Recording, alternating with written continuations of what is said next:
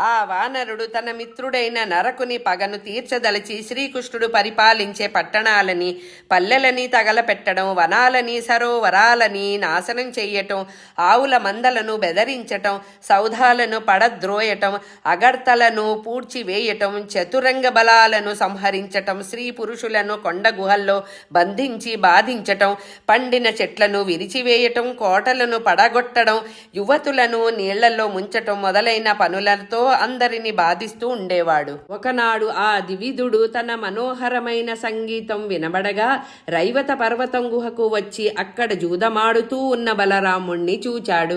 నల్లని వస్త్రం ధరించిన వాడు, యువతుల మధ్యలో ఉన్నవాడు, పండు వెన్నెలలాగా చల్లని తెల్లని ఉన్నతమైన అవయవాలు కలిగినవాడు, మణిమయాలైన దివ్యాభరణాలను ధరించినవాడు, మత్తు పానీయం త్రాగిన మైకంలో చంచలమైన కన్నులు గలవాడు, శత్రురాజుల పట్టణాలను ధ్వంసం చేసినవాడు, కామపాలుడు అయిన బలరాముణ్ణి అక్కడ ఆ ద్వివిధుడు చూచాడు. అలా చూచినవాడి ఆ వానరుడు బలరామునికి ముందు భాగంలో ఉన్న చెట్ల కొమ్మలను ఊపుతూ వెక్కిరిస్తూ తప్పించుకుంటూ ఒక కొమ్మపై నుంచి మరొక కొమ్మపైకి దుముకుతూ తన తోకను బలరామునికి తాకిస్తూ నాలుక వెళ్ళబెడుతూ గోళ్లతో గోకుతూ పండిన పండ్లను కొరికి పారవేస్తూ ఇంకా అనేక విధాలుగా ఏవేవో వెకిలి చేష్టలు చేస్తూ ఉన్నాడు. అవి చూచి బలరాముడికి కోపం వచ్చి వాణ్ణి ఒక రాతితో కొట్టాడు. వాడా రాతి దెబ్బను తప్పించుకొని నవ్వుతూ బలరామునికి సమీపంలో ఉన్న కల్లు పాత్రను తీసుకుపోయి చెట్టు కొమ్మపైకెక్కి దాన్ని నేల మీద విసిరి కొట్టాడు. అది పగిలిపోయింది. ఆ కోతి చేష్టలు చూచి బలరాముడికి చాలా కోపం వచ్చింది. అంతేకాకుండా బలరాముణ్ణి లక్ష్య పెట్టకుండా ఆ వానరుడు అతని పరివారాన్ని సమీపించి వారి వస్త్రాలను చించివేశాడు. అప్పుడు బలరాముడు కోపంతో ఆ వానరుడు ప్రజలను బాధించటం మాన్పించాలనే నిశ్చయానికి వచ్చాడు. హలాయుధుడు ఆగ్రహోదగ్రుడైనాడు. ముసలాయుధాన్ని ధరించి ప్రళయకాలం నాడు విజృంభించే కాలయముడిలాగా బలరాముడు ద్వివిధుణ్ణి అదలించి నిలబడ్డాడు.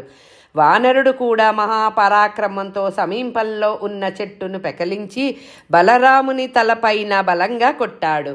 అలా ద్వివిధ వానరుడు కొట్టడంతో బలరాముడు అప్పుడు కర్రతో కొట్టబడిన పెద్ద పాము మిక్కిలి వేగంగా ఒక్కసారిగా ఎగిసి పడినట్లు, అంతులేని వీరరసం విజృంభించినట్లు బలరాముడు ప్రకాశిస్తూ సునందం అనే పేరు గలది బంగారపు కట్లు వేసి తయారు చేయబడినది అయిన రోకలితో ఒకవైపు దేవతలందరూ కోయిని కేకలు వేస్తూ పొగుడుతూ ఉండగా ద్వివిధుని మెడ మీద కొట్టాడు. ఆ దెబ్బతో వాడు ఎర్రని చారికల గల కొండవలే ఒంటి నిండా నెత్తురు క్రమ్మగా నేల మీద చదిగిలబడ్డాడు. అంతటా ఆ ద్వివిధుడు కొంతసేపు మూర్ఛ పొంది ఉండి వెంటనే తేరుకొని అనపలేని ఆటోపంతో తన భుజబలం మెరిసేటట్లు ఒక చెట్టును పెరికి బలరామునిపై వేశాడు. అంతటా బలరాముడు ఆ మ్రాణును తన మీద పడకముందే అది తునాతునుకలై నేల మీద పడేటట్లుగా కొట్టి తన యొక్క పరాక్రమాతిశయాన్ని ప్రకాశింపజేశాడు. అంతటితో తన పట్టుదలను వదలక ఆ వానరుడు ఒక చెట్టును పెరికి తనపై ప్రయోగించగా బలరాముడు దాన్ని లెక్క చేయక నరికేశాడు. వానరుడు అదే పనిగా మాకులు పెళ్లగించి వేస్తుండగా బలరాముడు వెంటనే నరికి వేస్తున్నాడు. ఆ వానరుడు ఆ విధంగా చెట్లన్నీ పెరికివేసి అన్నీ అయిపోగా ఒకసారి పరిస్థితిని గమనించి బలరామునిపై రాళ్లవానను కురిపించాడు దేవతలు పొగిడేలా. అప్పుడు బలరాముడు ఆ రాళ్లన్నీ పొడి పొడి అయి నేల రాలేటట్లుగా చేసి సింహనాదం చేశాడు.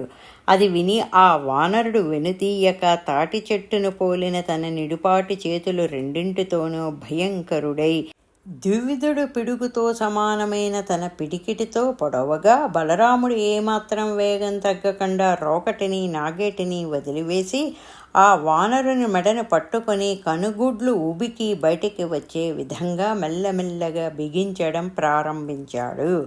ఓ రాజా, నోటి నుండి చెవుల నుండి నెత్తురు మెదడు కారుతుండగా ఆ వానరుడు నేల మీద చతికిలపడి తిరిగి లేవలేక చనిపోయాడు.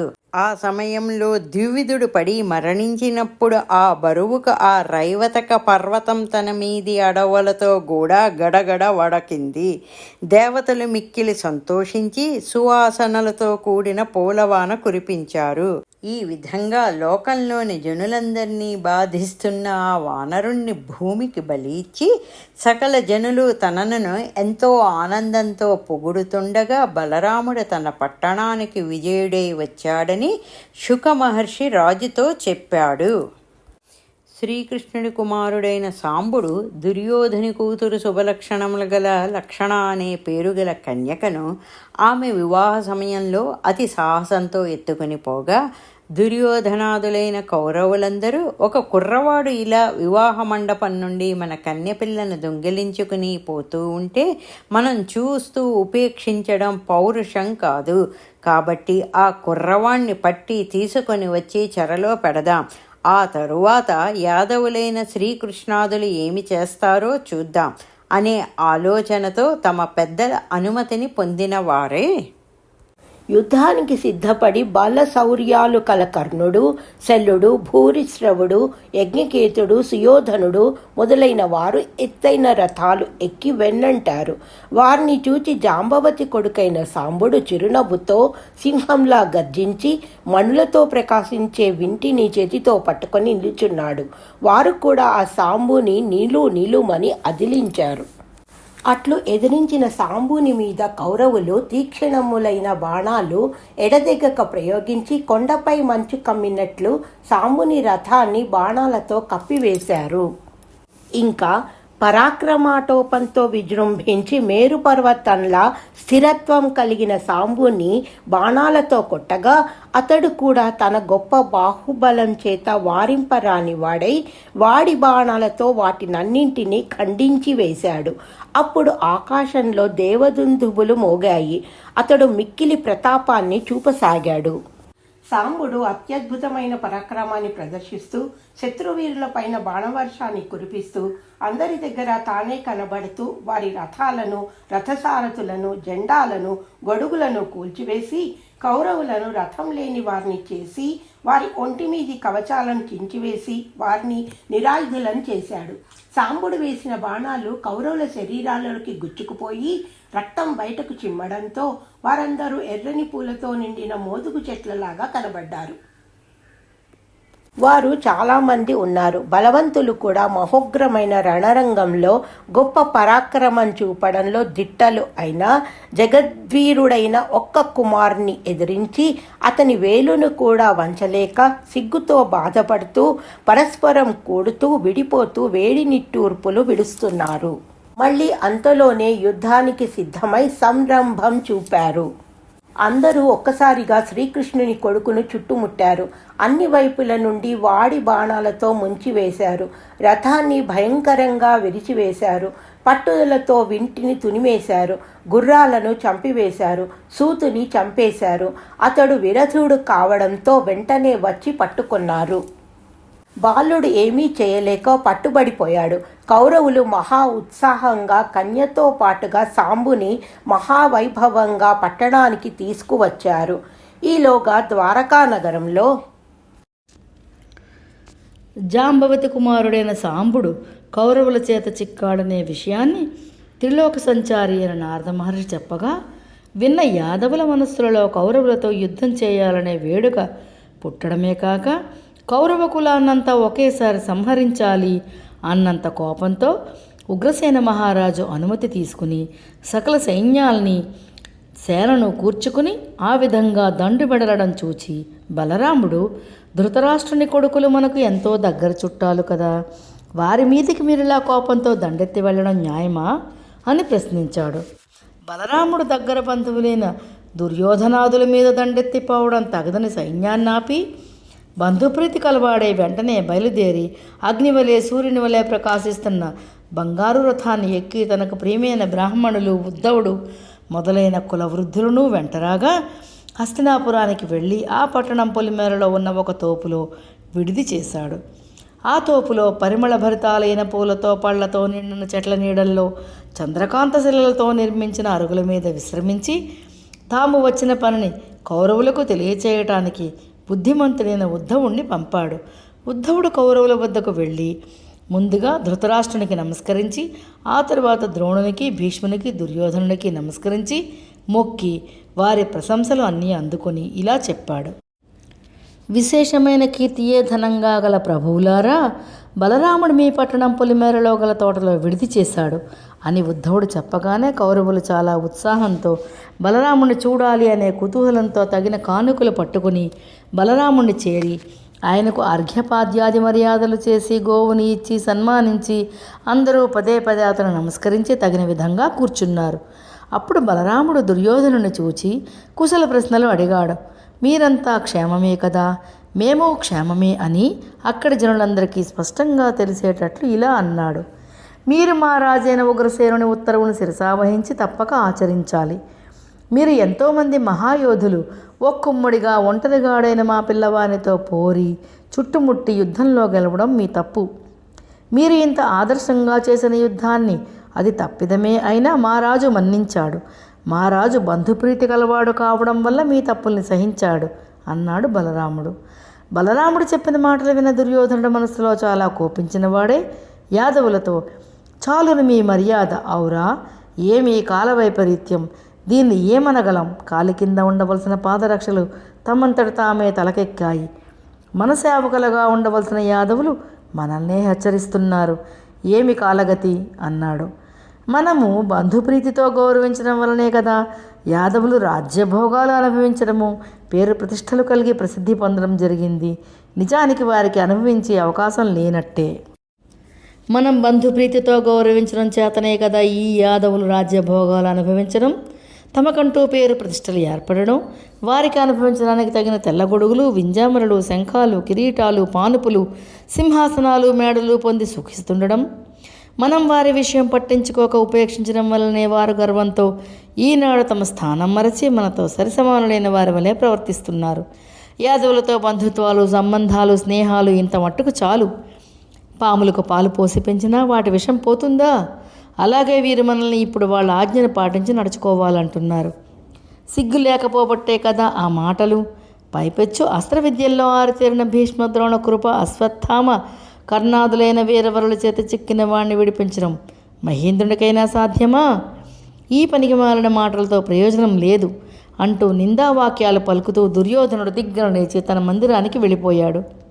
దుర్యోధనుని మాటలకు బలరాముడు ఉలిక్కిపడి, ఇలా మంచి మర్యాద లేకుండా మాట్లాడిన మాటలకు మనసులో పట్టరాని కోపం వచ్చిన బలరాముడు ప్రళయకాల సూర్యునిలాగా ఎర్రనైన కండ్లతో మండిపడుతూ తన వారైన యాదవులలోని పెద్దవారిని చూచి మించిన రాజ్య సంపద మదంతో కన్ను మిన్ను కానక దుర్యోధనుడు వాగిన వాగుడు మీరు కూడా చక్కగా విన్నారు కదా అని అన్నాడు.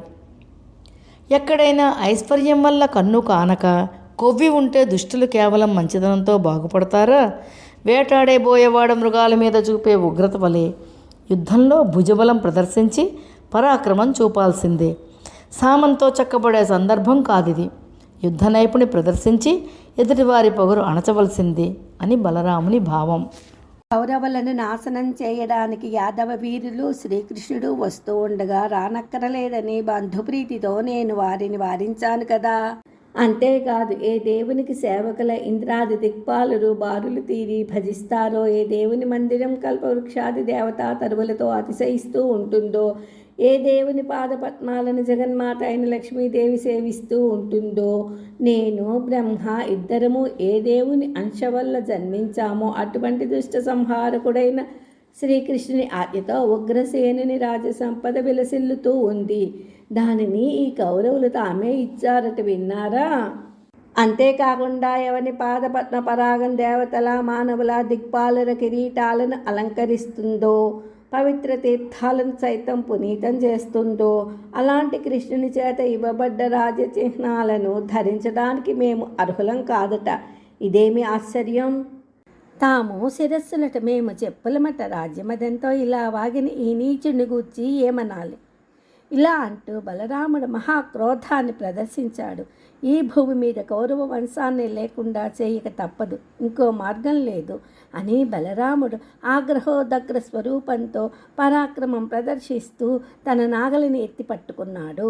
ఈ విధంగా బలరాముడు తన హలాన్ని పైకెత్తి కౌరవ రాజధాని అయిన హస్తినాపురం చిట్ట చివరి భాగంలో నాగలి చివరి భాగాన్ని చొప్పించి ఆ పట్టణాన్ని మొత్తం పెకిలించి గంగలో కలపడానికి ఉద్యుక్తుడైనాడు. ఆ సమయంలో హస్తినాపురం సముద్ర జలాల్లో తిరుగుపడ్డ పడవలాగా అయ్యింది. ఆ పట్టణం గోపుర ప్రాకార సౌధాలతో సహా ఒకవైపుకు ఒరిగింది. పౌరులు హాహాకారాలు చేశారు. ఈ మహోపద్రవానికి భయపడిన వారే బలభద్రుని రౌద్రావేశం తగ్గించడానికి మరో మార్గం లేక భీష్మ దుర్యోధనాదులందరూ పరిగెత్తుకుని వచ్చి బలరాముణ్ణి శరణు వేడారు. కన్యకతో సహా సాంబుణ్ణి సమర్పించారు. అనేక మణిమయ భూషణాదులు కానుకలిచ్చి కరకమలాలు ముగిడ్చి ఇలా ప్రార్థించారు. బలరామ, జగదభిరామ, రాజులలామ, ముత్యాలహారం ధరించినవాడా, కీర్తిగాముకుడా, మనోహరమైన ఆకారం కలవాడా, మమ్ము రక్షించు, నీవు జయశీలివి, సుగుణశాలివి. ఓ హలాయుధ, నీ మహిమ తెలిసి పొగడడానికి మేమెంతవారం. సర్వానికి నాయకుడు, ముజ్జగాలకు క్షేమం కలిగించేవాడవు, బుద్ధిమంతుడవు. మేము అహంకారులం, మమ్ము కాపాడు. అంతఃశత్రువుల్ని బాహ్య శత్రువుల్ని జయించిన ఓ బలరామ, ఈ భూమండలాన్ని సదా మోసే ఆదిశేషుని అంశలో పుట్టినవాడివి. విష్ణుమూర్తి అవతారమైన శ్రీకృష్ణునికి అన్నవు కనుక మా బోటి తెలివిమాలిన వాళ్ళు చేసే నీచకార్యాలు మాన్పటం నీకు తగింది. ఆదిశేషుని అవతారంగా పుట్టిన ఓ బలరామ, నీవు ఎల్లదేవతలచే మొక్కులందుకునేవాడివి. రాక్షసులకు విషసదృశుండవై నొసట కన్నుగల రుద్రుని వలె భస్మం చేయగల వాడివైన దేవా, నీ వలన మేము భయాతురులమై ఉన్నాం. మమ్మల్ని ఆదరించి కాపాడవయ్యా, కాపాడు అని ప్రార్థించారు. ఓ బలదేవా స్వామి, ఇది కాక చరాచర జంతువులతో కూడి లోకాన్ని నీవు వేడుకగా సృష్టించి వాటితో ఆటలాడుతుంటావు. దుష్టజనుల్ని శిక్షించడం, సజ్జనుల్ని రక్షించడం నీ వినోదంలో భాగాలే. ఈ ప్రపంచం పుట్టడానికి, పెరగడానికి, నాశం కావడానికి నీవే మూల కారణభూతుడవు. అటువంటి మహాత్ముడివైన నీకు మేము మొక్కుతున్నాము, మమ్మల్ని కాపాడు అంటూ ఇంకా ఇలా చెప్పసాగారు. ఓ బలరామదేవా, నీవు నాశనం లేనివాడివి, సకల జీవుల ఆత్మస్వరూపుడివి, సర్వశక్తులు కలవాడివి, సర్వకాల సర్వావస్థలలో ఉండేవాడివి, సృష్టి స్థితి లయాలనే క్రియలతో ప్రపంచాన్ని నడిపేవాడివి, భక్తుల అజ్ఞానాన్ని పోగొట్టే సద్గురుడివి, విమలమూర్తివి అయిన నిన్ను పొగడడం బ్రహ్మతరం కూడా కాదు అని కౌరవులు భయభక్తులతో ప్రార్థించగా బలరాముడు ప్రీతుడై ఆ కౌరవులతో, మీరు ఇక భయపడవద్దు. మీరు మీ పనిలోని పట్టుదలతో మమ్మల్ని నిర్లక్ష్యం చేసి చిన్నచూపు చూడడం వల్ల నేను ఈ విధంగా ప్రవర్తించాను, కానీ వేరే కాదు. ఇక భయపడకుండా పొండి అన్నాడు. ఆ మాటలు విని దుర్యోధనుడు వినయంతో తన అల్లుడుకు సాంబుణ్ణి తన కూతురు లక్షణను ఒప్పునట్లుగా తన కూతురు లక్షణను అల్లుడు సాంబుణ్ణి బలరాముని వెంట పంపుతూ దుర్యోధనుడు 1000 మంది పరిచారికల్ని, 1,00,000 గుర్రాల్ని, 2,00,000 ఏనుగుల్ని, 6,000 బంగారు రథాల్ని అరణంగా ఆనందంతో ఇచ్చాడు. ఈ ప్రకారంగా దుర్యోధనుడు అరణమిచ్చి కొత్త దంపతుల్ని పంపగా బలరాముడు కొడుకును, కోడలను వెంట పెట్టుకుని ద్వారకా నగరానికి వచ్చి అచ్చట తమ వారితో తాను హస్తినాపురానికి వెళ్లడం, దుర్యోధనాదులు దుష్ప్రలాపాలు చెప్పి ఆ మాటలకు ప్రతిక్రియగా తాను హస్తినాపురాన్ని నాగలితో పెకిలించి గంగలో పడవేయబోవడం, కౌరవులు ఆ దెబ్బకు గజగజలాడి క్షమణ కోరడం వివరించి చెప్పి సుఖంగా కాలం గడపసాగాడు. నేటికి హస్తినాపురం మాత్రం దక్షిణపు తట్టు ఎత్తుగాను, ఉత్తరపు తట్టు గంగవైపు మొగ్గి ఉండి బలరాముని మహిమను తెలియజేస్తూ ఉంది. ఆ మహాత్ముని భుజబలం ఎదురులేనిది అని సుఖమహర్షి పరీక్షిత్తు మహారాజుకు చెప్పి ఇంకా ఇట్లన్నాడు. ఓ రాజా, శ్రీకృష్ణుడు నరకాసురుణ్ణి సంహరించి అతని భవనంలో బందీలుగా ఉన్న 16,000 మంది సుందరాంగుల్ని ఒకే మాటుగా తాను 16,000 రూపాయలు ధరించి పెండ్లి చేసుకున్న వృత్తాంతం ఒకనాడు నారద మహర్షి విని ఆ వేడుక చూడాలి అని, శ్రీకృష్ణుని పెండ్లి వేడుకలు చూడాలనే ఆలోచనతో నారదుడు కృష్ణుడు కాపాడుతున్న ద్వారకా నగరానికి వెళ్ళి ఎదుటగా శ్రీకృష్ణుని పెండ్లి వేడుకలు చూడాలనే ఆలోచనతో నారదుడు కృష్ణుడానికి వెళ్ళి ఎదుటగా చిలుకలు, గోరువంకలు, నెమళ్ళు, కోయిలలు అనే పక్షుల మనోహరమైన కలకల నాదాలతో పువ్వులతో విలసిల్లే ఉద్యానవనాల సమూహాల్ని, హంసలు, బెగ్గురు పక్షులు వంటి నీటి పక్షులతోనూ, తామరలు, ఎర్రతామరలు, తెల్ల కలువలు మొదలగు పుష్పాలతోనూ ప్రకాశిస్తున్న కొలకులను, వరి మొదలైన పైరులతో, చెరుకు తోటలతో అందంగా కనిపించే ఏటి ఒడ్లను, కొండచర్యల నుండి పాడే సెలయేళ్ల నీటి తుంపురులచే మంచు కురిసే హేమంత ఋతువును తలపించే ప్రదేశాల్ని బ్రహ్మ అనే కంసాలి చేత నవరత్నాలు పొదిగి చేయబడిన పురమని లక్ష్మి చేతికి ఉండే బంగారు కడియమా అనేట్లు ప్రకాశించే కోటగల ద్వారకా పట్టణాన్ని నారదుడు చూశాడు. మిక్కిలి ఎత్తుగా కట్టబడిన రత్నాల మేడల కిటికీల నుండి బయటికి వ్యాపించే కర్పూర హారతుల అగరు ధూపాల పొగల్ని చూచి మబ్బులనుకొని ఆ పురమందరి స్త్రీల చేత పెంపబడి నృత్యం చేయడానికి సిద్ధమవుతున్న నెమళ్ల గుంపులు కలది. చంద్రకాంత శిలలతోనూ స్ఫటికాలతోనూ కట్టబడిన స్తంభాలతో నవరత్నాలు పొదిగి స్వర్ణమయంగా తీర్చి అంతస్తుల పైభాగం మీద పెట్టిన బంగారు కలశాలు చాలామంది సూర్యుల వలె ఒప్పుతున్నది. సమస్తమైన వస్తువులు పేర్చిన వైశ్యుల వీధులు అరుగులతో ఒప్పుచున్నది. తాపాన్ని పోగొట్టడానికి కట్టిన రంగురంగుల టక్కెముల రెపరెపలు, వాటికి కట్టిన నెమళ్ళు, వింటినారుల ధ్వనులతో దిక్కులన్నీ నిండినది. శ్రీకృష్ణుడు పూతనా మొదలైన రాక్షసుల్ని చంపి జయించిన విశేషాలు బంగారు రేకుల మీద చెక్కబడిన అక్షర పంక్తులతో ప్రకాశిస్తున్న ద్వారబంధపు చూరులు కలది. కృష్ణుని దర్శనానికి ఆహ్వానించగా వచ్చిన రాజుల ఏనుగుల యొక్క మదజలం కారడం వల్ల బురదగా తయారైన ప్రదేశం. ఆ వచ్చిన రాజులు సమ్మర్దంతో వారి చేతుల కడియాలు ఒకరివి ఒకరికి ఒరుసుకుని ఆ కంకణాలలోని మణుల ధూళి రాలి పడడం వల్ల ఈ బురద ఇంకీ నేల బిగుసుకొన్నట్టిది. ఇళ్ల ముంగిళ్లన్నీ రత్నాల ముగ్గులతో నిండి శుభ సూచకాలతో ఒప్పునట్టిది. కుంకుమాది పరిమళ ద్రవ్యాలు కలిపిన నీళ్లు చల్లుటచే తడిసిన అంగడి వీధులు కలది. వంశచరిత్రల్ని కీర్తించే వందిమాగధుల, సంగీత గాయకుల మేలైన ధ్వనులతో ఒప్పుతున్నది. సముద్ర ఘోషను తక్కువ చేయగల భేరీలు, నగారాలు, మద్దెలలు మొదలైన తూర్యరావాల ధ్వనులతో కూడింది. ఇంద్రుడు మొదలగు దిక్పాలకుల పట్టణాలతో పోల్చదగిన గురుతులు కలిగి ఉగ్రసేనుని చేత పాలింపబడుతూ వేదంలాగా గ్రహమండలంలాగా ప్రకాశిస్తూ కళ్యాణ వేదిక వలె బలిచక్రవర్తి చేతి వలె దానధారలతో కూడిందై ఒప్పుతున్న ఆ ద్వారకా పట్టణంలో ప్రవేశించి నారదుడు ఆ నగరంలో విశ్వకర్మచే నిర్మింపబడిన 16,000 శ్రీకృష్ణుని పత్నుల మేడలలో స్ఫటికాలతో చేసిన స్తంభాలు, పగడాలతో కుచ్చిన అడ్డకర్రలు, పచ్చలు తాపిన గోడల మీది కప్పులు ఒప్పగా, వైడూర్యమణులతో పద్మరాగ మణులతో కూర్చిన బొగడలు అమరగా, జాతి వజ్రాల మేలైన కాంతితో ఒప్పే నీలాలు తాపిన మెట్లతో గరుడ పచ్చలతో ప్రకాశిస్తున్న చూరులు, అత్యంత కాంతివంతాలైన చంద్రకాంత శిలామణులతో కట్టిన అరుగులు, ముత్యాలు తాపిన తలుపులు, మేలిమి బంగారంతో చేసిన సాలభంజికలు, అవ్యక్త మధురమైన ధ్వనులతో క్రీడించే పావురాల జంటల గూళ్ళు కలిగి పరిచారికల సమూహం యొక్క కాళీయందలి చప్పుళ్ళు వ్యాపించింది.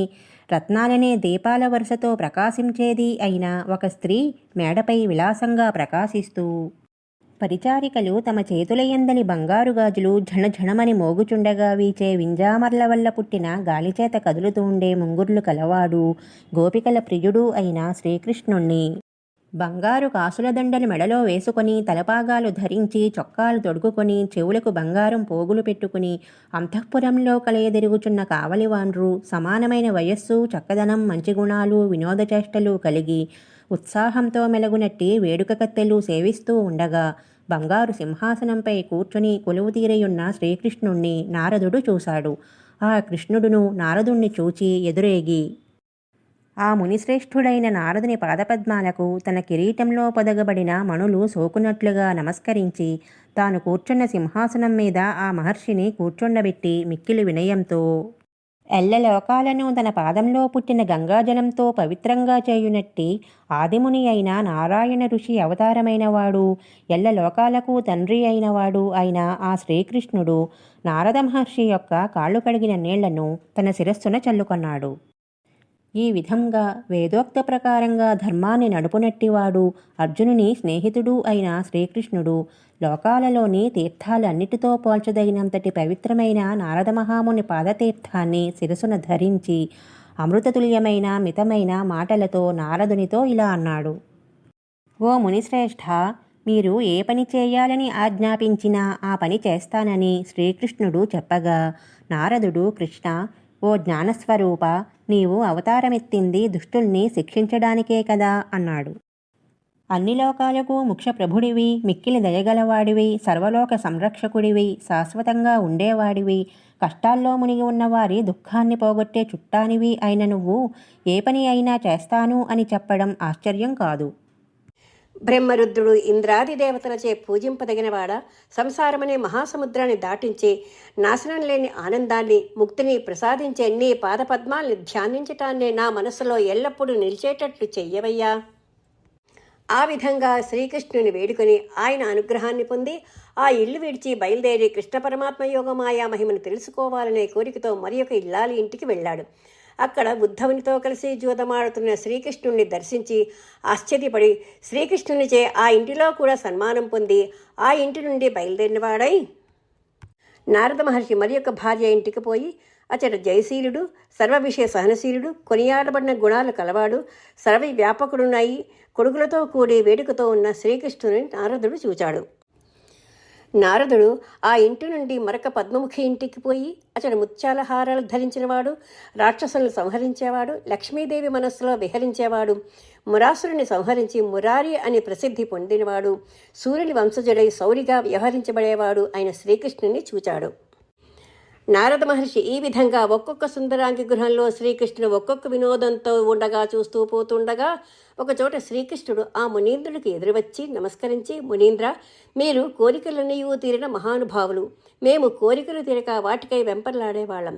మీ వంటి వారిని మేము ఏ విధంగా పరితృప్తులు చేయగలం? మీ వంటి మునీంద్రుల దర్శనంచే సకల శుభాలు పొందుతున్నాము అని ప్రియపూర్వకంగా చెప్పగా ఆ మాటలు విని నారదుడు మనసులో ఆనందిస్తూ చిరునవ్వుతో మరికొన్ని ఇండ్లకు వెళ్ళాడు. నారద మహాముని మరో ఉత్తమ స్త్రీ ఇంట వనవిహారంతో ఆనందిస్తున్నవాడు, దేవతలచే మొక్కులు గైకొనేవాడు, ఎర్రని పాదపద్మాలతో ప్రకాశించేవాడు అయిన ఆ ముకుందుణ్ణి చూచాడు. నారద మహాముని మరో సుందరాంగి ఇంటిలో పరబ్రహ్మ అయిన తన్ను తానే హృదయంలో ధ్యానిస్తున్నవాడు, నరకాసుని సంహరించే సూర్యుడు, నందకుమారుడు అయిన శ్రీకృష్ణుణ్ణి దర్శించాడు.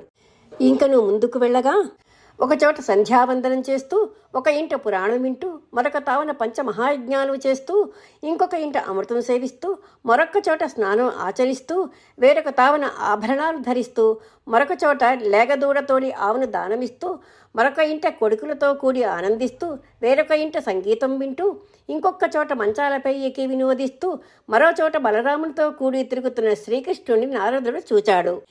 ఇంకను సర్వ విషయాలు తెలిసినవాడు, మిక్కిలి కీర్తి కలవాడు, కరుణా సముద్రుడు, పుండరీకాక్షుడు, నిర్మలమైన మనస్సు కలవాడు, యోగీశ్వరులకు లోబడినవాడు, పాపము లేనివాడు అగు శ్రీకృష్ణ పరమాత్మ ఆయా ఇండ్లలో ఉండే ప్రియురాళ్లతో తన ఇష్టానుసారం ఒకచోట ముచ్చటలాడుతూ, ఒకచోట సరసాలాడుతూ, ఒకచోట ప్రియురాలి కొప్పున పూలదండలతో అలంకరిస్తూ, ఒక ప్రేయసితో కలిసి తాంబూలం సేవిస్తూ, ఒకచోట పాటలు పాడుతూ, ఒకచోట సుఖంగా ప్రొద్దు పుచ్చుతూ, ఒకచోట సంతోషంతో విహరిస్తుంటాడు. ఈ విధంగా చూచుకుంటూ వెళ్ళి 4 ముఖాలు గల బ్రహ్మదేవునికి పుత్రుడైన నారదుడు శ్రీకృష్ణుని ఎడ గౌరవప్రదమైన బుద్ధితో ఒక ఇల్లాలి ఇంటికి పోయి అచట యజ్ఞకర్మలు నడుపుతూ ఆశ్రితులను కాపాడుతున్నట్టి ఇంద్రునిచే సేవింపబడే పాదపద్మాలతో ప్రకాశించే శ్రీకృష్ణుణ్ణి చూచాడు. దేవేంద్రునిచే కొనియాడబడేవాడు, పవిత్రుడు, అంతం లేనివాడు, సర్వశుభ లక్షణోపేతుడు అయిన శ్రీకృష్ణుడు కొడుకులతో, మనుమలతో, కూతుళ్లతో, భార్యలతో కూడి ఉండగా నారదుడు మరొక ఇంటిలో చూచాడు. అందగత్తెయకు మరి ఒక ప్రియురాలి ఇంటిలో సజ్జనులైన వారికి సంతోషాన్ని కలుగజేస్తూ వేదాలచే తెలియబడువాడు, నందుణ్ణి ఆనందింపచేయువాడు, సనందునిచే నమస్కరింపబడేవాడు అయిన ముకుందుణ్ణి నారదుడు చూచాడు. నారదుడు మరి ఒక స్త్రీ ఇంటిలో తుమ్మిదల్ని గెలవజాలిన నల్లని ముంగురులు కలవాణ్ణి, నీలమేఘ శ్యాముణ్ణి, లోభము లేనివాణ్ణి, పద్మనాభుణ్ణి, భద్రజాతి ఏనుగులచే నమస్కారములు అందుకుంటున్న శ్రీకృష్ణుణ్ణి చూచాడు. ఒక ఇంటిలో ఏనుగులను, గుర్రాలను ఎక్కి వినోదించేవాణ్ణి, ఒక ఇంటిలో భోజనం చేస్తూ 16,000 స్త్రీల గృహాలలో తన మాయాప్రభావం వల్ల ప్రకాశిస్తున్న పవిత్రుడు, వరప్రదాత, వేదధర్మ ప్రవర్తకుడు, విరాట్ పురుషుడు, బ్రహ్మచే సేవింపబడేవాడు అయిన శ్రీకృష్ణుణ్ణి నారదుడు చూచాడు. గొప్ప ప్రవర్తన కలవాడు, ఎల్ల దేవతలచే మొక్కులు అందుకునేవాడు, ఉపనిషత్తుల్లో ప్రతిపాదింపబడిన పాదకమలాలు కలవాడు, తనను ఆశ్రయించిన వారి పాపాలన్నీ తొలగించేవాడు, సర్వోత్తముడు అయిన శ్రీకృష్ణుణ్ణి నారదుడు చూచాడు. పరమ భాగవతుల్లో ద్వితీయుడైన అద్వితీయ స్థానాన్ని ఆక్రమించిన నారదుడు బ్రహ్మమానస పుత్రుడు. ఆ పరమ భక్తాగ్రేసరుడు, సకల ఇంద్రియాలకు అధిపతి అయిన శ్రీకృష్ణ పరమాత్మ సాధారణమైన నరజన్మను ధరించి మానవాతీతమైన గొప్ప సుఖాలలో యోగమాయా ప్రభావంతో జీవితాన్ని గడపడం చూచి ఆయన సామర్థ్యానికి ఆత్మలో సంతోషించాడు. ఔరా శ్రీహరి వరద అమేయ గుణాకర అంటూ ఆశ్చర్యంతో శ్రీకృష్ణుణ్ణి తన మనస్సులో మెచ్చుకుంటూ నారద మహర్షి సజ్జన విధేయుడైన శ్రీకృష్ణుణ్ణి చూచి ఇలా అన్నాడు: ఓ దేవా, 3 లోకాలలో బుద్ధిమంతులై నీ మీది భక్తి అనే అమృతాన్ని సేవించి వృద్ధి పొందే కృతార్థులు తప్ప బ్రహ్మ, ఇంద్రాది దేవతలు గాని మహర్షులు గాని నీ మాయాప్రభావాన్ని తెలుసుకోగలరా? తెలుసుకోలేరు. ఇట్లు పలికి ఆనందిస్తూ, దేవా, నేనిక మీ నుండి సెలవు తీసుకుంటాను. ఎల్లలోకాలను పవనం చేసేది, మంచివారికి హితము చేకూర్చేది అయిన నీ గొప్పతనాన్ని అన్ని లోకాల్లో తెలియపరుస్తాను అని చెప్పి శ్రీకృష్ణుని అమృతతుల్యమగు మాటలతో ఆనందాన్ని పొందినవాడై ఆ దేవదేవుని రూపాన్ని మనసులో నిలుపుకుని హరిని కీర్తించడమే జీవిత ధ్యేయమని భావించిన పాండిత్యము కలవాడై నారదుడు బయలుదేరి వెళ్ళాడు. ఓ రాజా, ముల్లోకాలలో విశేషంగా ప్రకాశించే నడవడిగల శ్రీకృష్ణ పరమాత్మ లోకాలకు మేలు చేయాలనే ఆలోచనతో మానవుడిగా జన్మించి 16,000 స్త్రీలను ఆనందింపచేయడానికి బహురూపాలు ధరించి ప్రవర్తించాడు. ఓ రాజా, ఈ రీతిగా శ్రీకృష్ణుడు 16,000 స్త్రీలను రతికేళి తేలించి సంతోషపెట్టిన మానవాతీత లీలను కూర్చి సమగ్రమైన భక్తితో ఎవరైతే వింటారో చదువుతారో వారికి శ్రీ విష్ణుపాద భక్తితో పాటు వెళ్ళలేని ధనసంపద, గోసంపద, కొడుకులు, మిత్రులు, భార్యలు లభించి వారి వలన అనేక సుఖాలు సమకూడుతాయి అని ఈ ఘట్టాన్ని విన్నా చదివినా లభించేదాన్ని ఫలశ్రుతిగా వివరించాడు శుకమహర్షి. ఈ విధంగా చెప్పి శుకమహర్షి పరీక్షిన్ మహారాజుతో ఇంకా ఇలా చెప్పసాగాడు: ఆ నారదుడు వచ్చి వెళ్ళిన మరునాటి తెల్లవారుజామున తామర తీగలకు వికాసం కల్పిస్తూ ముందుగా సూర్యభగవానుడు వస్తున్నాడు అనే వార్తను తెలియచేస్తున్నాయా అన్నట్లు కలహంసలు, బెగ్గురు పక్షులు, చక్రవాకారు వంటి నీటి పక్షుల కలధ్వనులు వినబడగా అరుణోదయ సమయంలో మేలుకొలుపులు పాడే వారి పాటలు చెవులకు ఇంపు కొలుపుతూ ఉండగా మద్దెలల, వీణల, వేణువుల వంటి వాద్యాల మనోహరమైన ధ్వనులు వినబడగా శ్రీకృష్ణుడు నిద్రలేచి జ్ఞానానంద స్వరూపుడు, పరమాత్ముడు, నాశరహితుడు, అవికారుడు, అద్వితీయుడు, అజితుడు, తులేనివాడు, జ్ఞానము నుండి జారనివాడు, ఏ కొలతలకు అందనివాడు, చావు పుట్టుకలు లేనివాడు అయిన పరబ్రహ్మ తనకు తాను ధ్యానించుకొని కొంతసేపు గడిపి పిమ్మట శత్రువులకు సంకోచము, భక్తులకు విరాగం కలిగేటట్లుగా దోషాలనడి చీకట్లను పోగొట్టే సూర్యుని వంటి శ్రీకృష్ణుడు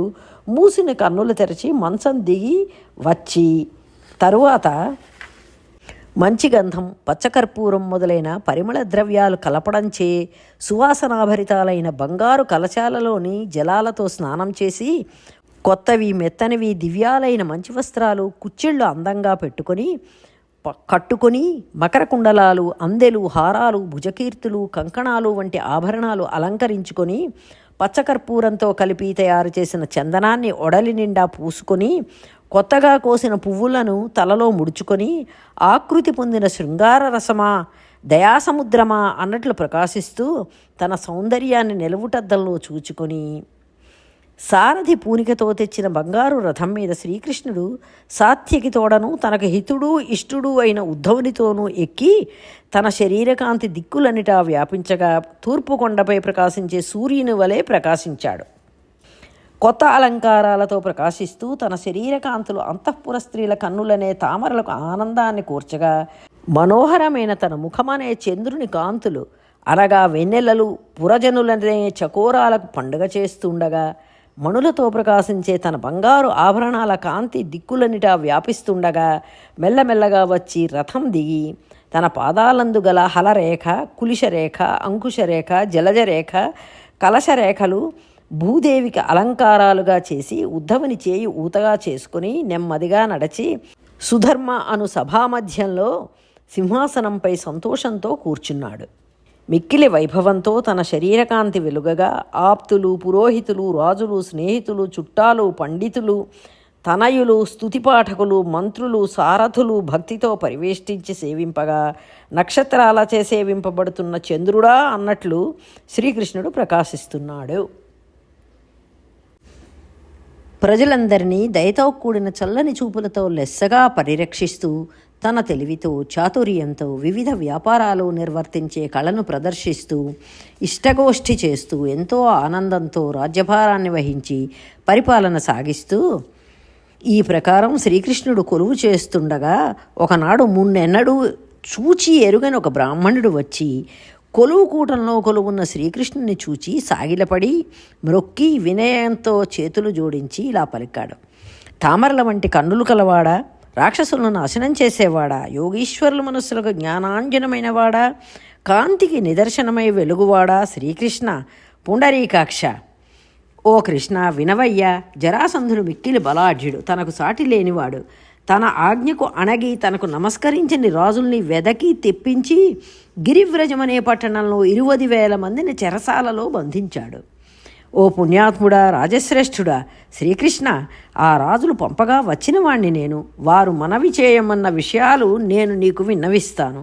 నా మాటలు విన్న మీదట వారి అదృష్టానికి తగిన రీతిలో నీ దయ వారికి లభించునుగాక అని చెప్పి ఆ రాజుల మనవిగా ఇట్లన్నాడు: బొడ్డున పద్మము కలవాడివి, భక్తజనులయందు ప్రేమ కలవాడివి, దుష్ట రాక్షసులను సంహరించిన వాడివి, బ్రహ్మ శివుడు మొన్నగు దేవతలచే నమస్కరింపదగిన పాదపద్మాలు కలవాడివి, ఎల్లలోకాలలో కీర్తింపబడిన దివ్య ప్రభావము కలవాడివి, సంసారబంధము లేనివాడివి, నందుని కుమారుడివి, లక్ష్మీదేవి ప్రాణనాయకుడవైన ఓ శ్రీకృష్ణ మాధవ, గొప్ప మహిమ కలవాడా, భక్తుల భయాన్ని తొలగించేవాడా, పుణ్యాత్ముడా, సాంసారిక బాధలచే దుఃఖితులమైన మమ్మల్ని కాచి రక్షించవయ్యా.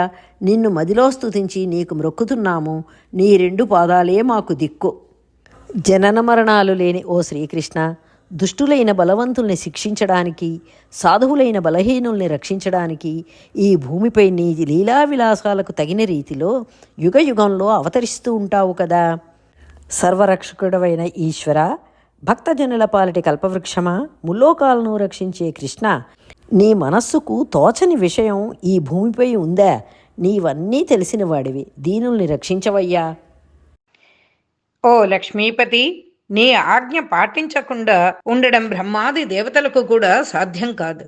కృష్ణ, శరణు కోరిన మమ్మల్ని చేపట్టి ఈ బంధనాన్ని తప్పించు. పుట్టుకలేని వాడవైనా లోకంలో పుట్టడం లీల కోసం కాక నిజంగా పుట్టడమా? ప్రభువులకు కూడా ప్రభువువి. ఆర్తి నిహరించేవాడా, భయంతో ఉన్న మమ్ము కనిపెట్టి కాపాడవలసినదిగా కోరుతున్నాం. యుద్ధంలోని భుజ బలాన్ని ఎదిరించలేక తన పరాక్రమ సంపద అంతా చెడిపోగా జరాసంధుడు రాజులందరూ నవ్వుకొనేలా 18 సార్లు పారిపోలేదా? ఈ రీతిగా తాను పొందిన అవమానాలను గూర్చి ఆలోచించక సింహం మదపుటేనుగులను అరికెట్టి గర్వించిన రీతిగా మమ్ము చెరపట్టి బాధిస్తున్న ఆ పాపాత్ముని శిక్షించి కారాగృహంలో బంధింపబడిన మా బంధాలను తప్పించు. మా ఆలుబిడ్డలతో మిత్రులతో మమ్మల్ని కలుపు. ఇక ఎటువంటి శరణు లేని మమ్మల్ని రక్షించు అని విన్నవించారు. అనే బ్రాహ్మణుడు విన్నవించే సమయంలో నారదుడు వచ్చాడు. శరత్కాలపు వెన్నెలలు చాతక పక్షులు వంటి నారదుని శరీరపు తెల్లని కాంతితో జడముడి అందలే ఎర్రదనం చేతులు కలిపి నవ్వుతోంది. బంగారు మొలత్రాడు శరత్కాలపు మేఘాన్ని ఆవరించి ఉన్న మెరుపు తీగలా ఉంది. నారదుడు కట్టిన మెత్తని జింక చర్మం అందమైన చంద్రమండలంలోని కళంకంలా ఉంది. కల్పవృక్షం యొక్క కొమ్మ చివర ఉన్న పూలగుత్తిలా చేతి అందు అక్షమాల విలసిల్లుతోంది. అత్యుత్తమమైన పుణ్యనదుల నీటితో నిండిన కమండలువు ఒక చేతిలో ఉంది. తెల్లని జందం మెడలో వ్రేలాడుతోంది. ఇటువంటి రూపంలో ఉన్న వివేకవంతుడైన నారదుడు అక్కడికి వచ్చాడు. ముని తన శరీర కాంతితో సమస్త దిక్కులు వెలిగిపోతూ ఉండగా సూర్యునిలా అక్కడికి విచ్చేశాడు. ఆ యాదవులు కృష్ణుడు ప్రీతితో లేచి అతనికి ఎదురు వెళ్ళారు. మురారి మునికి వినయంగా మొక్కి బంగారు ఆసనంపై కూర్చోపెట్టి సముచితమైన వివిధ పూజలతో అతనిని తృప్తిపరిచాడు. తరువాత వినయంగా అతనితో ఇలా అన్నాడు: ఇప్పుడు ఎక్కడి నుండి ఇక్కడకు వచ్చారు?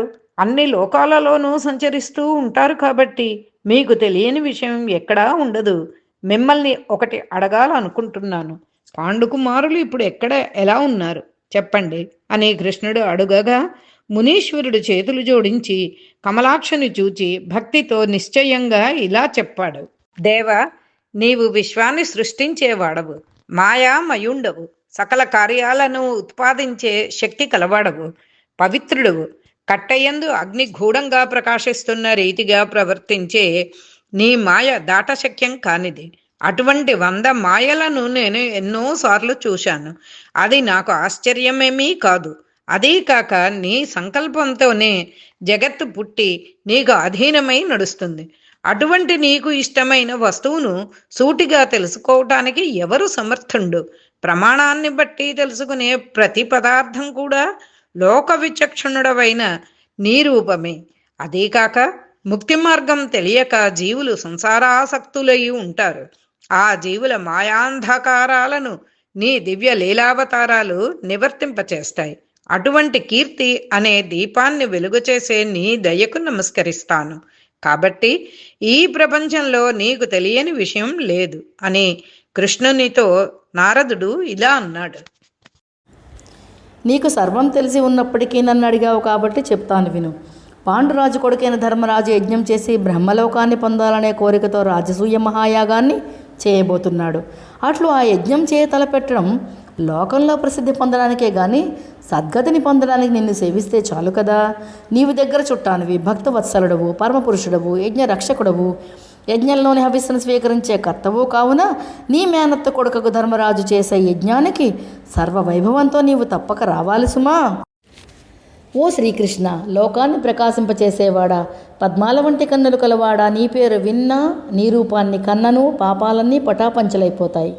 నిన్ను భక్తితో కొలిచేవారికి భూలోకంలో పరలోకంలో సుఖాలు అధికంగా లభింపవా? ఓ శ్రీకృష్ణ, నీ నిర్మలమైన కీర్తి దశదిశలలో ప్రకాశించేటట్లుగా నీ పాదాల యందు పుట్టిన నీళ్లు మిక్కిలి నిర్మలత్వంతో పాతాళలోకంలో భోగవతి అనే పేరుతో, భూలోకంలో గంగానది అనే పేరుతో, స్వర్గలోకంలో మందాకిని అనే పేరుతో ముల్లోకాల్లో ప్రకాశిస్తూ ఉన్నాయి కదా.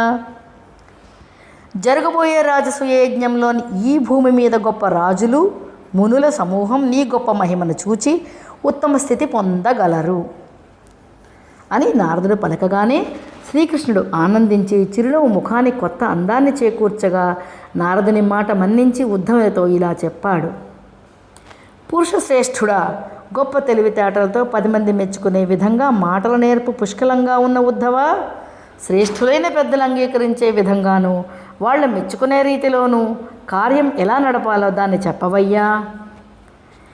పుణ్యచారిత్రుడవై కొనియాడదగిన నడవడి కలవాడా ఉద్ధవ, నీవు మాకు 2 కన్నుల వంటి వాడివి కాబట్టి నీవు చెప్పిన పని చేయడానికి సిద్ధంగా ఉన్నాను. చేయవలసిన పని చెప్పు. ఈ విధంగా సర్వము తెలిసిన శ్రీకృష్ణుడు ఏమీ తెలియని వాడిలాగా ఉద్ధవుడిని అడగగానే ఉద్ధవుడు శ్రీకృష్ణుడి మాటలకు ఆనందించి ఆ స్వామి పాదపద్మాల మనసులో నిలుపమని పెద్దలందరూ మెచ్చే ఆలోచనలు చెబుతాను విను. శ్రీకృష్ణ, నారద మహర్షి చెప్పినట్లు నీ ప్రియభక్తుడైన ధర్మరాజు చేసే రాజసూయ యాగాన్ని రక్షించడం ముఖ్య కర్తవ్యం. రాజసూయ యాగంలో అన్ని దిక్కుల్ని జయించడం ప్రధాన కార్యంగా ఉంటుంది కాబట్టి ఆ దిగ్విజయ సందర్భంలోనే జరాసంధుణ్ణి సంహరించి వానచరలో ఉన్న రాజుల్ని విడిపించడం కూడా సమకూడుతుంది. 10,000 ఏనుగుల బలము, 100 అక్షౌహిణుల సైన్యము కల జరాసంధుణ్ణి జయించడం వాయుపుత్రుడైన మన భీమునికి తప్ప ఇతరులకు ఎవరికీ సాధ్యం కాదు. ఇక ఆ జరాసంధుడు బ్రాహ్మణులకు ఏది కోరినప్పటికీ సందేహించకుండా ఇచ్చేస్తాడు. కాబట్టి బ్రాహ్మణ వేషంతో వెళ్ళి జరాసంధుణ్ణి యుద్ధమే భిక్షగా వేడినట్లయితే నీ సన్నిధానంలో భీముడు జరాసంధుని సంహరించడము, దాని వలన చాలా పనులు కలిసి రావడము జరుగుతుంది అని ఉద్ధవుడు చెప్పగానే నారదుడు, యాదవులు, సభాసదులు అందరూ అతన్ని మెచ్చుకున్నారు. ఆ తర్వాత మిక్కిలి చలిస్తూ రంగురంగులతో చిత్రింపబడిందే ప్రకాశిస్తున్న గరుడ ధ్వజాలు, దిగ్గజాలు బెదిరిపోయేటట్లుగా ఘనఘన ధ్వనులతో మ్రోగుతున్న రథచక్రాల కట్టిన గంటలు, అందమైన మేఘం, పుష్పకం, వలాహకం, శైబ్యం, సుగ్రీవం అనే 5 గుర్రాలను కలిగి ఉదయకాల సూర్యకాంతి వలె ప్రకాశిస్తున్న బంగారు రథాన్ని దారుకుడనే సారథి తీసుకొని రాగా శ్రీకృష్ణుడు ఆ రథాన్ని అధిరోహించి బయలుదేరి వెళుతూ ఉండగా శ్రీకృష్ణుని గౌరవానికి తగినట్లుగా శంఖాలు, బూరాలు, తప్పెట్లు, పెద్ద ఢక్కలు, డోలులు మున్నగు వాద్యాలు ఒక్కొమ్మడిగా మ్రోగసాగాయి. వాటి ధ్వనులు దిక్కులు పిక్కటిల్లేటట్లుగా వ్యాపించాయి. శ్రీకృష్ణుడు ఉగ్రసేన మహారాజుకు, బలరామునికి, పూజ్యులైన పెద్దలకు చెప్పి వారి అనుమతి తీసుకుని బంగారు తేరులు, ఏనుగులు, గుర్రాలు, భటులు మున్నగు చతురంగ బలాలు కొలువగా వందిమాగధుల పొగడ్తలు, బ్రాహ్మణుల ఆశీర్వాదాలు అతిశయించుతుండగా, పురస్త్రీలు మేడల మీద నుంచి ముత్యాల అక్షతలు చల్లుతుండగా శ్రీకృష్ణుడు ముందుకు సాగాడు. ఆ విధంగా శ్రీకృష్ణుడు బయలుదేరి ఫల పుష్పభరితమైన తీయని మామిడి చెట్లు, మద్ది చెట్లు, మంచిగంధపు చెట్లు కలిగిన ఉద్యానవనంలో విడిది చేశాడు. ఆ సమయంలో కృష్ణుని అంతఃపుర కాంతలు మకరందాలు చిందుతూ సుగంధాలు వెదజల్లే వికసించిన మందార పుష్పాల హారాలు ధరించి పరిమళభరితమైన కస్తూరి పచ్చకర్పూరంతో మేళవించిన మంచి గంధం మైపూతలు పూసుకుని కంకణాలు, కడియాలు, ఉంగరాలు, కుండలాలు మొదలైన బంగారు ఆభరణాలు దాల్చి అంచుల్లో ముత్యాలు చెక్కిన మెత్తని పట్టుచీరలు కట్టుకుని అరచందమామ వంటి అలిక ఫలకాన తిలకం పెట్టుకుని నానా విధాలైన అలంకారాలతో నళినలోచనుని సమీపానికి వచ్చారు. ఈ విధంగా అంతఃపుర కాంతలు పల్లకీలను ఎక్కి తమ సంతానంతో రాగా కావలివారు పౌరులను ప్రక్కలను ఒత్తిగించారు. పూవిల్తుని పులుకడిగిన పూలబాణాల వంటి మిసమిసలాడే మెత్తని మేనులతో ఆటవెలదులు, దాసీ సహస్రాలు, గుర్రాలు, ఏనుగులు మొదలైన వాహనాలపై ఎక్కి రాగా అనేక విధాలైన ఆయుధాలను ధరించిన భటులు తమ వెంట రాగా అంతఃపుర సుందరులు గోవిందుని కడకు వచ్చారు. అప్పుడు శ్రీకృష్ణుడు నారదుణ్ణి గౌరవించి సాగనంపాడు. ఆ మహర్షి మనస్సులో మాధవునకు మాటిమాటికి నమస్కారం చేస్తూ స్వర్గలోకం వైపు వెళ్ళిపోయాడు. దూతగా వచ్చిన బ్రాహ్మణుడు కూడా కృష్ణునిచే అభయప్రదానం అందుకుని రాజుల కడకేగి వాసుదేవుని వచనాలను వారికి వినిపించి వారిని సంతోషింపచేశాడు. అనంతరం కృష్ణుడు తన భార్యాపుత్రులతో, బంధుమిత్రులతో కలిసి ఇంద్రప్రస్థ నగరానికి బయలుదేరాడు. ఆ సమయంలో మార్గమంతటా రత్నకంబళ్లతో నిండిన పటకుటీరాలు వెలిశాయి.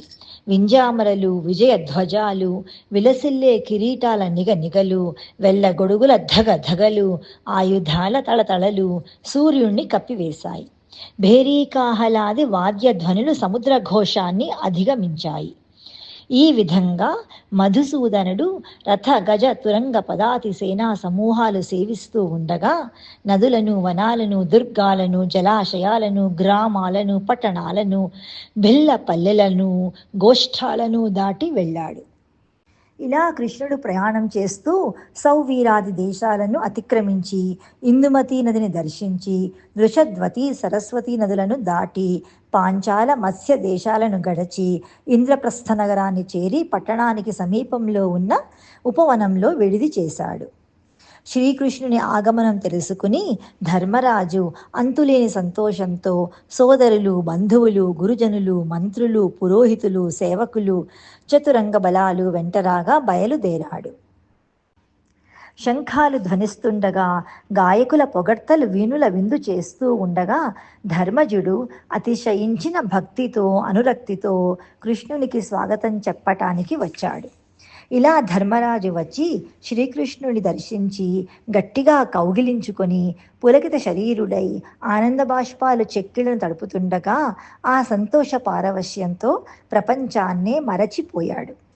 భీమార్జునులు వనమాలిని ఆలింగనం చేసుకుని ఆనందించారు. నకుల సహదేవులు నలిన నాభునికి నమస్కారం చేశారు. ఆ తర్వాత శ్రీకృష్ణుడు బ్రాహ్మణులకు, పెద్దలకు వందనం చేసి వారు కావించిన పూజలకు సంతోషించాడు. కేకయ, సృంజయాది రాజులను మన్నించాడు. వందిమాగధులకు అనేక బహుమానాలిచ్చాడు. అనంతరం చతురంగ బల సమేతుడై మణితోరణాలతో అలంకృతమై అత్యంత వైభవోపేతమైన ఇంద్రప్రస్థ పట్టణంలోనికి ప్రవేశించాడు. ఆ సమయంలో పురస్త్రీలు పురుషోత్తముణ్ణి దర్శించటానికి మేడలపై గుమికూడారు. అర్ధచంద్రుని మీద మబ్బులు క్రమ్ముకొన్నాయా అన్నట్లు నెన్నుదుటి మీద ముంగురులు మూగుతున్నాయి. బంగారు కమ్మల కాంతులు చెక్కిళ్ళ మీద గంతులు వేస్తున్నాయి. పవడపు కాంతిని తిరస్కరించే అధర కాంతితో చిరునవ్వు వెన్నెలలు సరసమాడుతున్నాయి. ఒకదానిని ఒకటి ఒరుసుకునే ఉన్నతమైన స్తనాలు ఉత్సాహంతో పైకుబుకుతున్నాయి. సన్నని నడుములు వణుకుతున్నాయి. నడిచేటప్పుడు మెట్టెలు అందెలు గల్లు గల్లున మ్రోగుతున్నాయి. జుట్టుముడులు వీడి భుజాలపై నాట్యం చేస్తూ ఉన్నాయి. పైటలు జారిపోతున్నాయి. ఈ విధంగా పౌరకాంతలు గబగబా నడుస్తూ శ్రీకృష్ణుని చూడటానికి వచ్చారు. పౌరకాంతలు కృష్ణుని దర్శించాలనే కుతూహలంతో ఒకరినొకరు పిలుచుకుంటూ పెద్దవారు వద్దంటున్నా వినకుండా ఎత్తైన మేడల మీదకి ఎక్కి ముకుందుని సందర్శించి తమలో తాము ఇలా అనుకున్నారు. ప్రపంచాన్నే కడుపులో ఉంచుకున్న ఈ దేవుడు యశోదానందులకు ముద్దుల తనయుడయ్యాడు. బ్రహ్మాది దేవతలకు కూడా భావింపసాధ్యం కాని పరబ్రహ్మ స్వరూపం గోపాల బాలుడయ్యాడు. వేదశాస్త్రాలు వెదకినా కనపడని ఘనుడు వ్రేపల్లెలో రోటికి కట్టుపడ్డాడు. వేల్పులకు అమృతం పంచి ఇచ్చిన భక్త సులభుడు వెన్నదొంగ అయ్యాడు. లక్ష్మీదేవికి సైతం మనసివ్వని దేవర గొల్లపడుచుల హృదయాలను కొల్లగొన్నాడు అంటూ పురస్త్రీలు మేడలపై గుంపులు కూడి కృష్ణుని గూర్చి పరస్పరం ముచ్చటించుకున్నారు. ఇంకను రేపల్లలో గోపబాలురితో కలిసి ఆడుకునే బాలకృష్ణుడు మజ్జిగలు అమ్ముకోవడానికి వెళ్లే గొల్లపడుచుల పైటలను లాగి వారి చెక్కులను నొక్కి అందగత్తె అయిన గోపిక తనను ముద్దులాడ చేరబిలిచి కౌగలించగా ఆమె స్తనాలను పుణికి ఎంతో ప్రేమతో చేరబిలిచిన శ్రీని ముద్దాడి బహుకాలం శ్రమకోర్చి అష్టాంగయోగం అభ్యసించి సమాధినిష్ఠులై ఉండే యోగీశ్వరులకు చిక్కని పరబ్రహ్మం గోపికల వనంలో కల్పవృక్షమా అనేటట్లు వర్తించాడని ఆ పురంలోని స్త్రీలు శ్రీకృష్ణుణ్ణి ప్రశంసించారు. ఈ విధంగా ఆ గోపికా స్త్రీలు మేడల పైభాగాల నుండి శ్రీకృష్ణుని దివ్యమైన స్వరూపాన్ని చూచి ఎంతో అనురాగంతో ఆ మూర్తిని మనసులో నిలుపుకొని సంతోష సాగరంలో మునిగి తేలుతూ చాలా ప్రీతితో శ్రీకృష్ణ చరిత్రను గానం చేస్తూ క్రొత్త పేలాలను మందార కుసుమాలను అతనిపై చల్లారు. ఆ తరువాత బ్రాహ్మణులు, క్షత్రియులు, వైశ్యులు తమ తమ స్థాయికి తగు రీతిలో మంగళకరమగు వస్తువులను తెచ్చి శ్రీకృష్ణునకు కానుకలుగా సమర్పించారు. ముత్తైదువులు బంగారు పళ్ళెరాలలో కర్పూరపు హారతుల్ని ఇచ్చారు. కృష్ణుడు ఆ మర్యాదలను ప్రీతితో స్వీకరిస్తూ అంతఃపురంలోనికి ప్రవేశింపగా అచట పానుపుపైనున్న కుంతీదేవి లేచి పాన్పు దిగి వచ్చి మేనల్లుని కౌగలించుకొని ఆదరింపగా శ్రీకృష్ణుడును మేనత్తయగు కుంతికి సాగిలపడి మొక్కాడు. ద్రౌపది శ్రీకృష్ణునికి నమస్కరించింది. తన అత్తగారగు కుంతీదేవి చెప్పిన విధంగా రుక్మిణి మొదలైన శ్రీకృష్ణుని భార్యలకు గంధపుష్పాదులు, మనోహరాలైన వస్త్రాలు, రత్నమయాలైన ఆభరణాలు ఇచ్చి అర్చించింది. ధర్మరాజు కూడా శ్రీకృష్ణుని భార్యలను, కృష్ణుతో కూడా వచ్చిన చుట్టాలను, మిత్రులను, పరిచారకులను గౌరవించి వారి వారికి తగిన విడిది గదులు ఏర్పాటు చేసి ఏ రోజుకు ఆ రోజు వారందరికీ క్రొత్త క్రొత్తవైన సేవలు చేయిస్తూ వచ్చాడు. ఓ పరీక్షిన్ మహారాజా, శ్రీకృష్ణుడు కూడా ధర్మరాజు చేసే వివిధాలైన ఉపచారాలకు మనసులో ఆనందించి అర్జునుడితో పాటు తాను వినోదంగా సంచరిస్తూ కొన్ని నెలలు సుఖంగా ఇంద్రప్రస్థపురంలో గడిపాడు. అంతటా గొప్ప నడవడిక గల ఓ పరీక్షిన్ మహారాజా, ఒకనాడు ధర్మరాజు నిర్మలమైన తన సభా మండపంలో ఆప్తులు, పురోహితులు, చుట్టాలు, మంత్రులు, మునులు, కవీశ్వరులు, పండితోత్తములు వచ్చి ఉండగా కమలనాభుడు, అద్భుత చరిత్రుడు, మురారి, యదువంశ శ్రేష్ఠుడు, నీతిమంతుడు, సామధాన భేద దండోపాయాలను ప్రయోగించటంలో నేర్పరి అయిన కృష్ణుడు కొలువుదీని ఉన్నాడు. అప్పుడు తమకు అత్యంత ఆప్తుడైన శ్రీకృష్ణుని చూచి ఇలా పలికాడు. పుణ్యచరిత్రుడవైన ఓ కృష్ణ, నాకు రాజసూయ యాగం చేయాలనే కోరిక మనస్సులో కలిగింది కనుక యాగం నెరవేర్చుటకు నీవు కాక నాకు కావలసిన చుట్టాలు మరెవరు లేరు గదా, నీవే దాన్ని నడిపించాలి. శ్రీకృష్ణ, ఏ జనులు నీ పాదకమల సేవ నిత్యము చేస్తుంటారో, ఏ మానవులు నిన్ను సదా పొగడుతుంటారో అట్టి నిర్మల మనస్కులు అధికమైన శుభాలు సుఖాలు కొరత లేకుండా పొందుతారు. నిన్ను గూర్చి తెలిసి నిన్ను అర్చించే వారికి ఫలాలు లభించకుండా ఆ అర్చన వృథాగా పోతుందా? ధర్మరాజు ఆ విధంగా చెప్పగా శ్రీకృష్ణుడు ధర్మరాజుతో ఇలా అన్నాడు.